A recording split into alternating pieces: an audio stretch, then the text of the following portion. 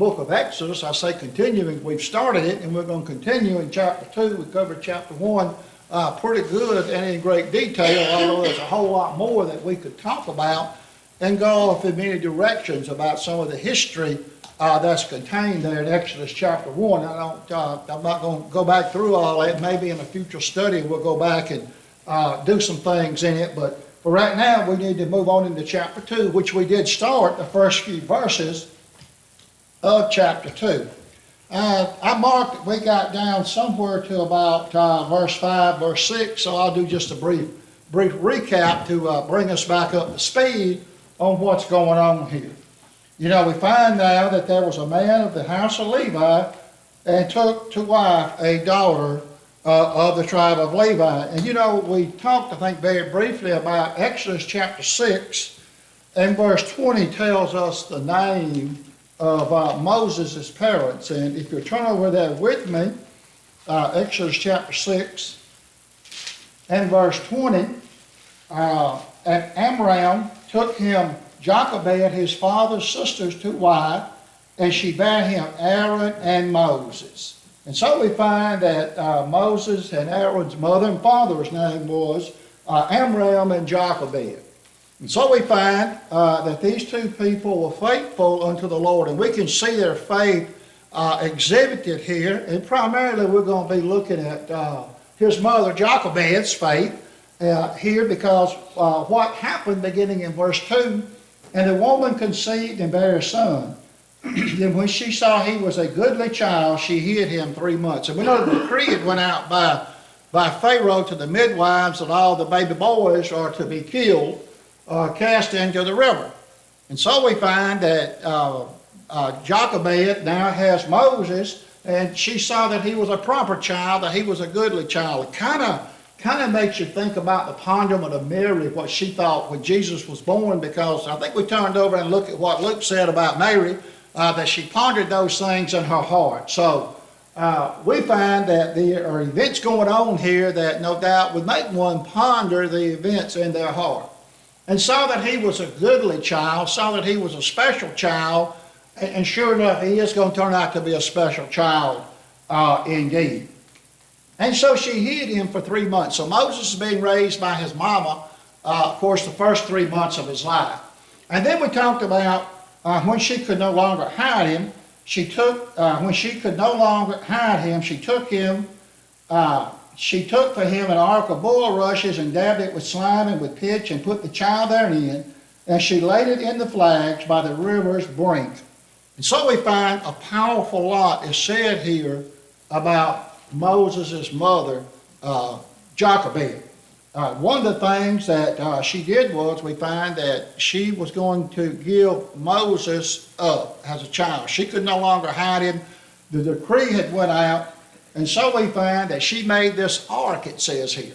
It's kind of interesting. It refers to it as an ark. You know, we refer to it very often. She hid the baby Moses in a basket, which is okay, but this refers to it as an ark. And this is symbolic already of another ark that we talked about many centuries earlier, and that's Noah's Ark. It's interesting about how this ark was built. It talks about it being made out of bulrushes, and it's a type of tall water plant.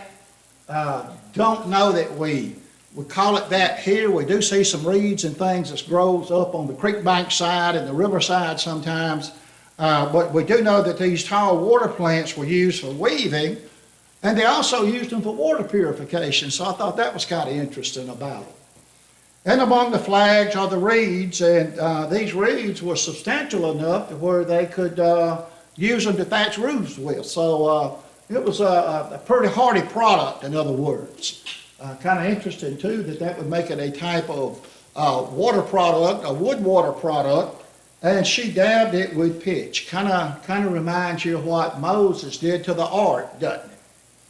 And it's kind of interesting too that she puts it in the river among these flags and these reeds and these bulrushes.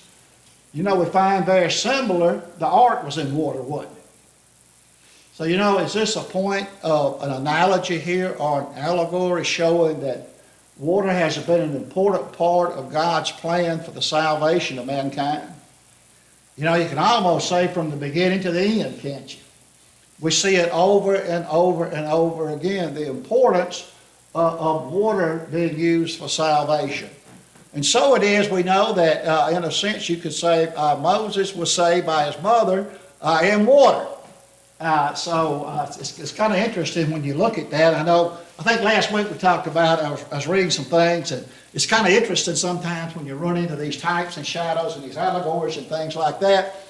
It kind of seems like most of your authors, when they talk about it, they kind of seem to agree on what most of these allegories mean.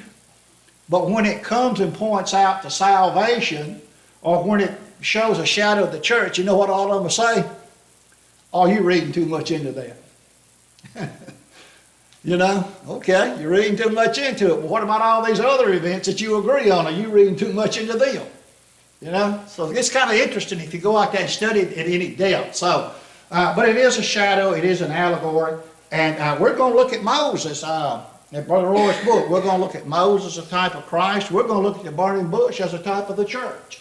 And we're going to look at the Paschal Lamb as a type of Christ. And so there's a lot of things that's going on here within these verses. Kind of like in the book of Genesis. I suppose, Jeff, already if we went back and maybe we started over in chapter 1, my note outline would probably be different than it is now because there's so much in there. There's so many ways you can go and study it and look at it and things of that nature. And so we find that she could no longer hide him. And she took him an ark of bulrushes, dabbed it with slime and pitch, and put the child therein. Just notice something about Hebrews chapter 11 and verse 23. Thinking about her faith that she had, and this does show a strong faith that she is putting it strictly in the hands of God. Let me turn over to Hebrews chapter 11. Along about verse 23, I think. Notice what it says here. By faith. Now, it doesn't mention his mother and father in the Hall of Fame of Faith, does it? But yet it does, really, in a way. Notice what it says here. By faith, Moses, when he was born, was hid 3 months of his parents. So Jochebed and Amram is where? In the Hall of Fame of Faith. Oh, no, it doesn't call them by name like it does, a lot of the characters that's contained therein. But there it is. So it was by faith Moses, when he was born, was hid 3 months because they saw he was a proper child. And that's what it says here too. And they were not afraid of the king's commandments. I think what you're already seeing here is a principle that's laid down in the New Testament here about you may have to make a choice sometimes. Do you obey the king or do you obey God? And so what they did was they obeyed God rather than man. And we see that over and over. We've already seen it in the Genesis of the church as we study the book of Acts on Wednesday night.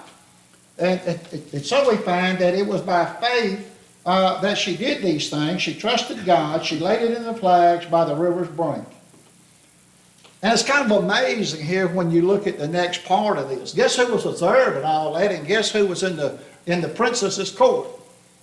Moses' sister. You talk about the providence of God at work. Now, how about that one? And his sister stood afar off to wit what would be done to him. So we had his sister now observing these things, and she was standing afar off to see what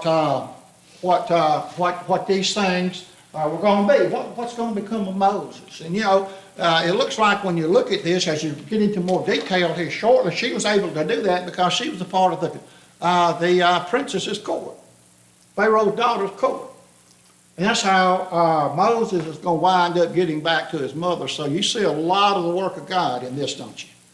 The hand of God moving in this. How did it move? How did it happen like this? By faith. We go back and read Hebrews chapter 11 that Jochebed had to do her part, didn't she? And that was walk by faith and not by sight. And this is what she did. And something else that's kind of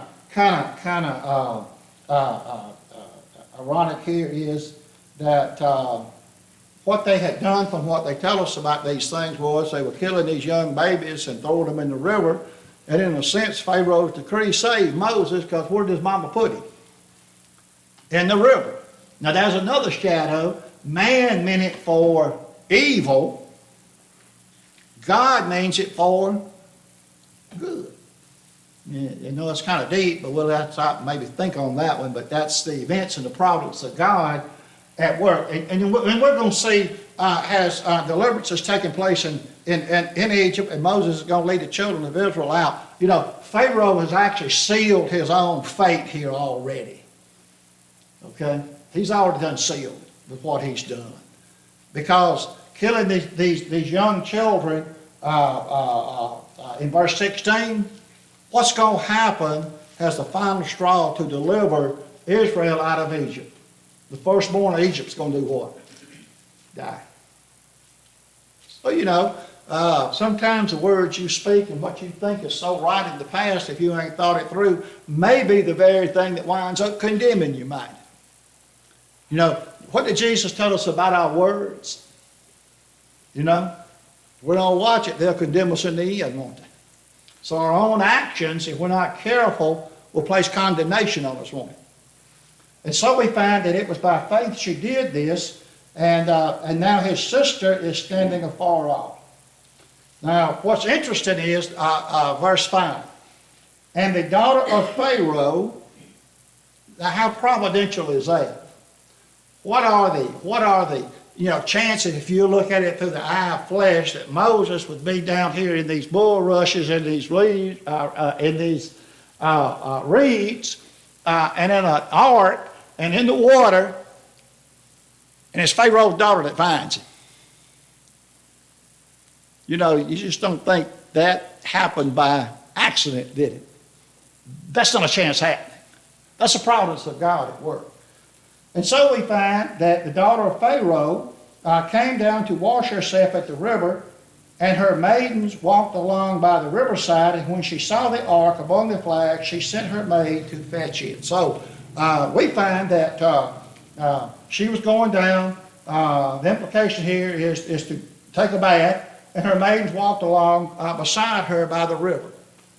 And that's when she saw the thing. Now, I'm going to step out of what this Bible account is for just a second, and if you go back and look at Egyptology, there is some thought and there is some evidence that this princess later became queen of Egypt. She became a type of Pharaoh herself. When you go back and look at it historically, Hatshepsut is how you pronounce her name. The way it's spelled is Hatshepsut. So there is some thought when you go back and study it, and they put these timelines together, that this is some thought that at who she was. There was a couple of women that did become queens over Egypt in the lineage of Egyptology. So it's kind of interested in that. Now, whether it was or not, Brother Con, the Bible doesn't tell us, does it? I'm just saying what you go back and you look at it historically, and you put it all together with these different things that man has done. So, and it may explain some questions about how Moses, being a criminal in the eyes of the Egyptians, because he had killed the Egyptian, later on could kind of move about freely within that country to do the things he needs to do. So, you know, he had to have some influence somewhere. And of course, we know God was using those things to carry about his will. Whether the people involved, the characters involved knew about it or not, this was the providence of God at work in all this. So it's kind of interesting. Now, whether she was or was not, the Bible does not tell us. All the Bible tells us is that she was the daughter of Pharaoh. The rest of it comes, like I say, from a study of Egyptian history. And anyway, she saw the child. She saw the ark among the flags, and she sent her maid to fetch it. And when she had opened it, she saw the child, and behold, the babe wept. And she had compassion on him and said, "This is one of the Hebrew children." And this verse here is real interesting too, because if you go back and look, and we've already talked about it, with Joseph being down in Egypt and things of that nature, and dealing with these Egyptians, they were very proud, prejudiced type people. And so for her to have compassion upon this Hebrew child with that decree going out, and she recognized it as a Hebrew child, that was something within itself. She had compassion on him. She she felt for this child, and so we find that by her having compassion on this child, he's going to be raised in the end by his mother. So that's real interesting at the way that worked out, that she would have compassion, being an Egyptian, a princess, she's around the throne of Egypt. It's kind of interesting, isn't it? That it would be her to have found Moses in those bulrushes. Any of you brethren got any comments you want to make on that? I've been talking 90 to nothing. Sometimes we think the actions of the Egyptian people are kind of strange to us today when we look back and look at it. Mm-hmm. But as I studied one time in the history of it, it's back long years ago, and forgot most all that I did know, but I remember a little bit of it. And it said that Egypt was thought of as the metropolitan of the world. They were the cultural center of the world. We're going to get to that. You are correct. Yeah, They were. It was thought of as being the very greatest. Yeah, they were superpower. They were well skilled in math, well skilled in science, well skilled in literature. They, when they over there doing some of these diggings and things, they found great libraries, especially up there around Alexandria and places like that. I mean, it's just it was a huge culture that we don't stop and think about, that they were very advanced for their time. Of course, they had a lot of heathenistic practices, which all cultures do, because they didn't worship the true and living God. They worshiped all type of Egyptian gods. And yet for its time and for its day, it was the cultural center of the world. It's kind of like later on, Iran and Iraq, what we call it today, Mesopotamia, where Abraham came out of. That's a great cultural center of the world. That was huge at that time. Yeah, I was going to say, one more little comment about the fact that it was Pharaoh's daughter who came down there and found him. And like I'm saying, a lot of people would think of it as being coincidental. Right. But the way I think of it is the way I know it, and the fact, the truth is, it is the divine providence of God. That's it. And that's what it's showing us here. That's what caused his mother to put him there. Right. And that's what caused Pharaoh's daughter to go down there and find him. Exactly. It's God working this out. There wasn't nothing coincidental about that. And what kind of culture is he working this out in, Brother Con? A heathen culture. What kind of culture is he working that out in? It's a heathen culture. God's working this out through a heathen culture. Oh, yeah. That just shows you what Daniel's going to talk about. God puts in power whom he chooses, even the basis of men. It's for his will and for his plan to be worked out. Whether we or them know it or not, God's still in control. It's still his world. And so we find that she had compassion on it. Then said his sister to Pharaoh's daughter. Well, how could his sister say to Pharaoh's daughter? Well, she had to be there, right? So this would put her, if she's with that princess, that would put her as one of the maidens in this princess's court. So that's very interesting. And she said, shall I go and call thee a nurse of the Hebrew women, that she may nurse the child for thee? And that too is kind of interesting. Even though that decree had went out about killing the sons and all like that, there were still children amongst the Hebrew women, because one of the things his sister says about the Hebrew women that's nursing. So there's children there. There's female children, and it implies there's probably male children there too, because there's going to be male children when they're delivered. So you wonder how much of this, as Brother Con talked about, how much of this is the Egyptians' prejudice, but at times it seems like maybe there's compassion wrote into it too amongst the Egyptian people. Kind of makes you think about kind of like maybe how it is today among us when decrees go out. Even though we don't agree with the decree, we'll still have compassion on those that get caught up in it, don't we? And I think that's what you're seeing here. So anyway, it's the providence of God, as Brother Con said, working this out. And here we find that she's going to sin now and get Moses' mother. That took a lot for his sister to do. That shows that she has a faith too that this thing's going to work out. So, the picture we're getting here is that Jochebed and Amram and their children, it talks about this daughter here, they were instilling the faith of the true and living God in their children. And so we can see her faith at work in this too. And Pharaoh's daughter said to her, "Go," and the maid went and called the child's mother. Went and called the child's mother. Now what about that? What is the odds of that being a coincidence, as Brother Con said? Well, it's not. So he's going to be raised by his own mother. And in the process of her rearing Moses, we find that the Hebrew religion, the religion of Abraham, Jacob, and Isaac, is going to be instilled in Moses. So it's his mother and his parents that's instilling all these things in him, so when he gets old enough, he can make a choice for himself at what direction to go in. And so we find the providence of God here again is at work in this, and there are some things that that we look at, that being raised there then by the princes of Pharaoh.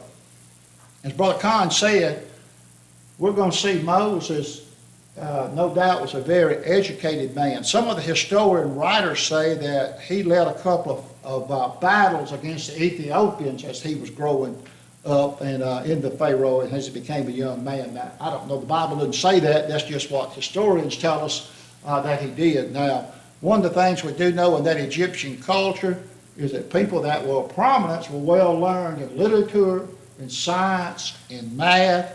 In other words, Brother Brown, Moses was educated at Harvard. Now, how about that? But later on, we're going to see all that education and all that greatness and all that pomp and all that respectability is going to be what? For naught. God couldn't use him in that state, Brother Connor. He's going to have to go out in the desert and be humble and become a shepherd. No mention of it is where he ever owned any flocks. He herded his father-in-law's flocks, didn't he? That's a humbling experience, isn't it? That's a riches to rags story, isn't it? And we're going to talk about that more, about God could not use him in that Egyptian state, in that cultural state. He had to get him into a humble state to be able to use him. Anyway, that's later on in the lesson. And so we find, and the child grew, and she brought him unto Pharaoh's daughter, and he became her son. And she called his name Moses, because I drew him out of the water. So that's the importance of a name. That's why he's called Moses, named by Pharaoh's daughter, because I drew him out of the water. And like I say, we find that water is an important part. Now, we know it's not the water tangibly that saves us, but it's what it represents. Now, back in the old Bible, it did save them, didn't it? When there was a great flood, if they hadn't been in that ark, guess what? They'd drown. But today it's a spiritual cleansing, Peter said.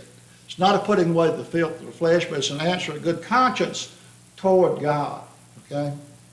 And so we find that now he is going to be reared in the home of Pharaoh's daughter.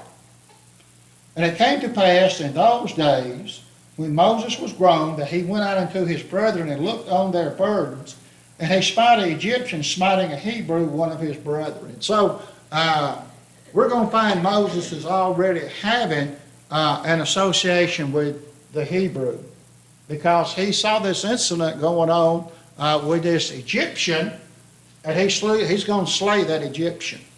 Moses is about 40 years old at this time. If you'll turn with me to Acts chapter 7, Stephen brings us in as he's talking to the Jews there and trying to get them to see that it's Jesus Christ. He brings into Moses.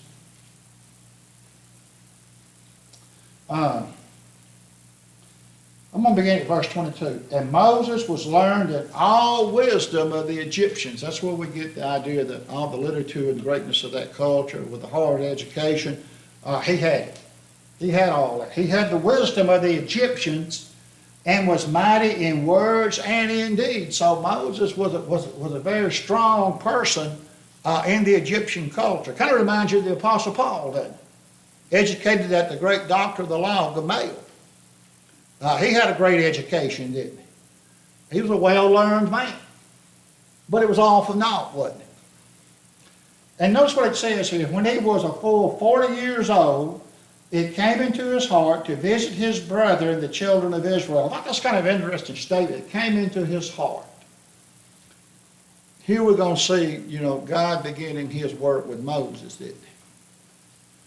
It came into his heart. Moses is starting to think about these things. He was reared by his mother, so he had that Hebrew influence in him. Even though he dressed like an Egyptian, we're going to see when the daughters of Midian find him, they think he's Egyptian because of his clothes, but he's not. That was just his attire. But he visited his brethren, and seeing one of them suffer wrong, he defended him and avenged him that was oppressed and smote the Egyptian. For he supposed, now this is going to be real interesting as we get down into this part of it.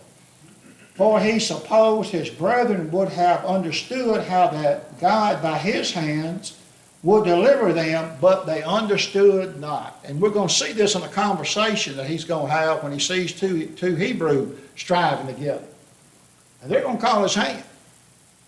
No doubt with Moses, and the picture you get here now, Moses being 40 years old, from the time he's a child, not only is he associated with the Egyptians, but he's associated with the Hebrews. And so Moses is aware that he is not an Egyptian by birth. He's not an Egyptian by birth. He's an adopted Egyptian, if you will, but he's not an Egyptian. He's Hebrew. So he went out to see what's going on with his people.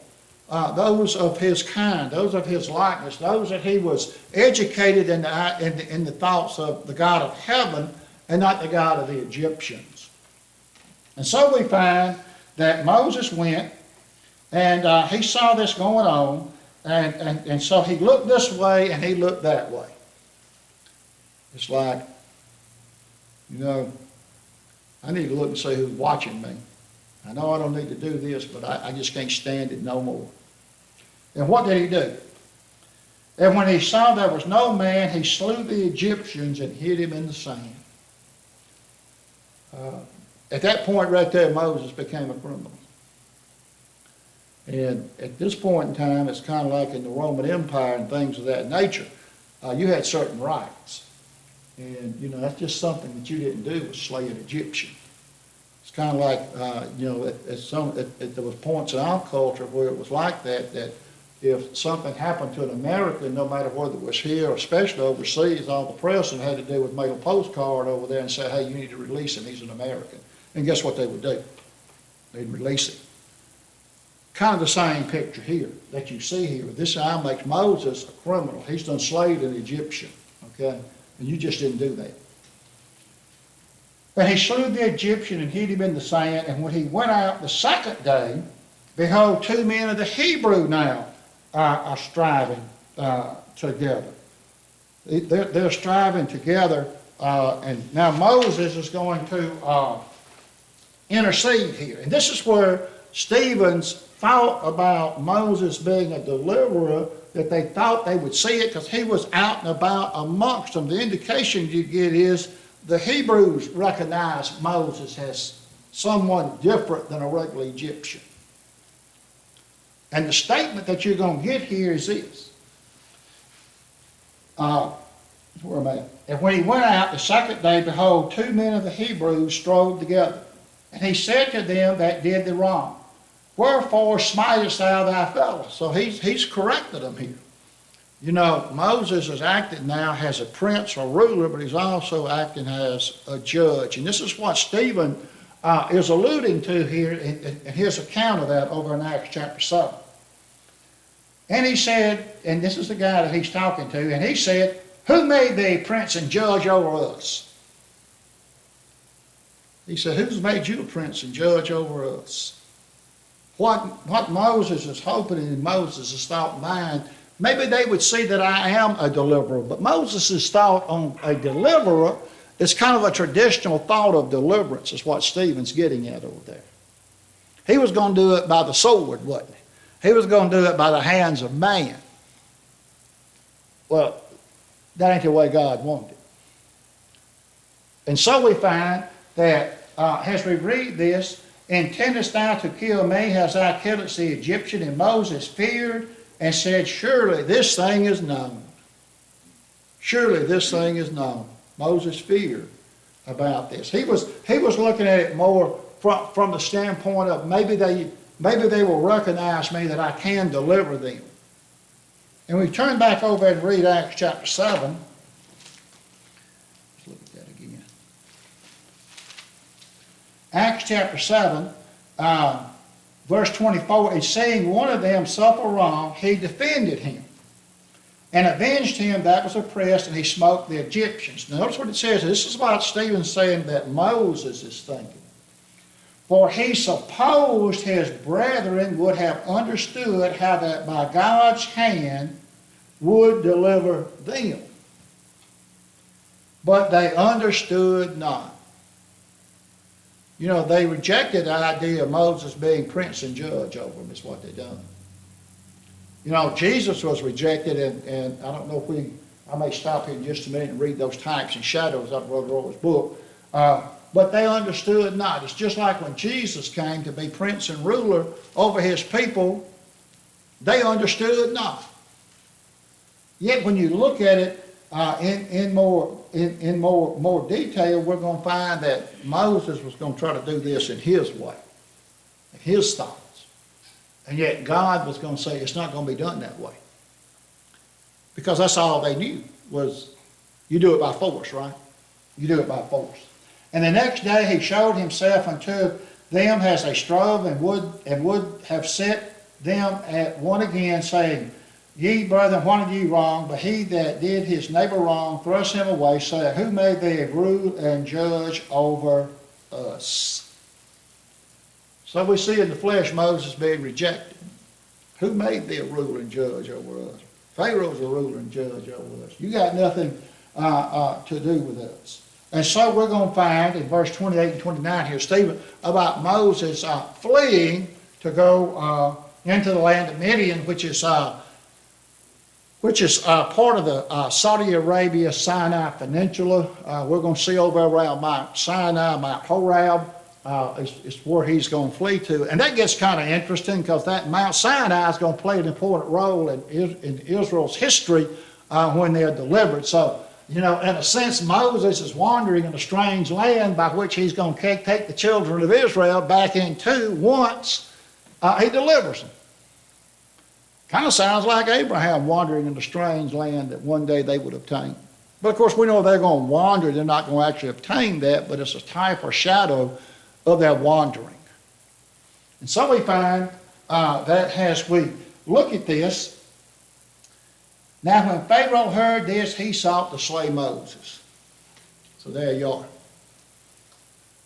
Even though he's raised in Pharaoh's house and things of that nature, you just don't do that. You just don't go out and kill an Egyptian.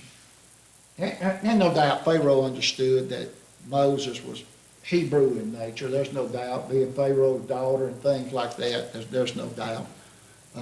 Because she recognized it, no doubt he did too. But they had the power and authority to stay their own faults. But this is the promise of God working this out. We don't need to forget that. Now when Pharaoh heard this thing, he sought to slay Moses, but Moses fled from the face of Pharaoh and dwelt in the land of Midian, and he sat down by a well. And so we find that he flees now. He is fleeing for his life. And so we're going to find now that Moses is coming off the throne of Egypt, isn't he? He's coming off the throne of Egypt. You know, we find that he kind of figured that, you know, as we said there, when we take a look at what Stephen has to say, maybe Moses' expectation was that his fellow Israelites would recognize him as their deliverer when he done that.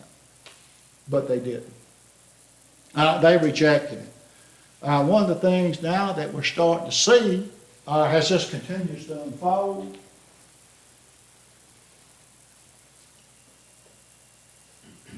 Moses' glory is not that which the Lord would glory in. Moses could not deliver when he lived in palaces of glory.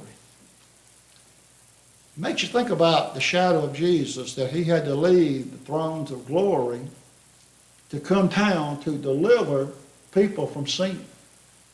You know, he went from riches to poverty, didn't he? When he left that heavenly throne. And so we find when he lived in palaces of glory, Moses couldn't deliver. He had to come down off the throne, away from the palace, into a humble place before he could deliver his people. It's very interesting, you know, when you look at it, Moses no doubt thought that, you know, since I'm raised in royalty, educated in royalty, it's a Seth, I have great sympathy for the people of Israel, which was no doubt had been, you know, accepted. And when he tried to intervene in that violence between those two Hebrews, he thought since they had knowledge of that thing being known, they'll see me as the deliverer. But they didn't. They rejected it, you know. They didn't want him. We find that both Moses and Jesus were favored by God from birth, miraculously preserved in childhood, mighty in words and deeds, offered deliverance to Egypt, rejected with spite, rejected in their right to be prince and judge over Israel, and just like Jesus. Moses could not have delivered when he lived in those palaces of glory, as we see it. And I'm going to pause right there, and I'm going to take the next few minutes and just take a look. And we'll probably refer back to this. I need to make a copy of some of this, and I just haven't had time to do it, to make a copy of some of this for you to have. But Moses, a type of Christ. Deuteronomy chapter 18, 15 through 19, Acts 3, 22 through 23.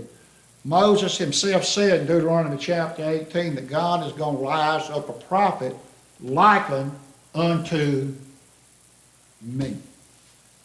Okay? God's prophet, he's going to rise up, is going to be similar to what I am and who I am. We find that the law was given by Moses. Grace is given through Christ Jesus. We find that Moses escaped death when he was a baby. We find that Christ escaped death when he was a baby. We find that Moses was educated in the wisdom of the Egyptians. There's scripture, all this, and when I make a copy of it and give it to you, you can take time to look it up. We find that Christ was formerly with the Father.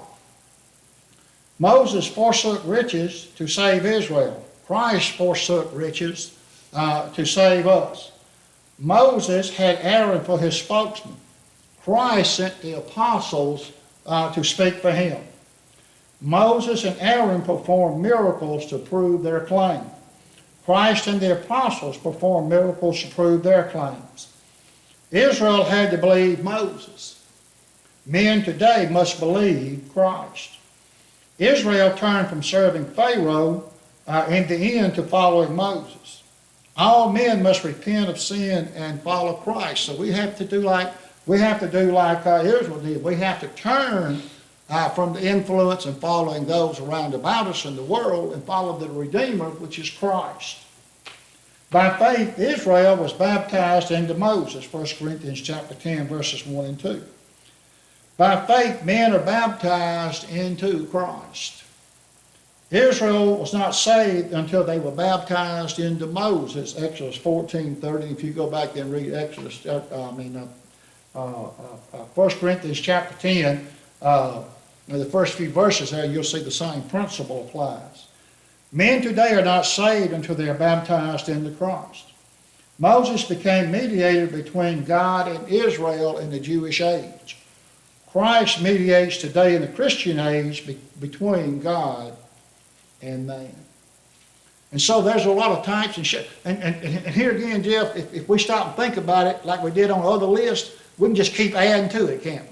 But that was just a few of the things that he had noted in this, and it goes right along with our lesson. I think I'm gonna stop right there. We have about a minute. We'll get ready for the worship service. I don't wanna jump on down here into the part of where he's naming Mitty and like that. We'll do that next week. So we'll get ready for the worship service.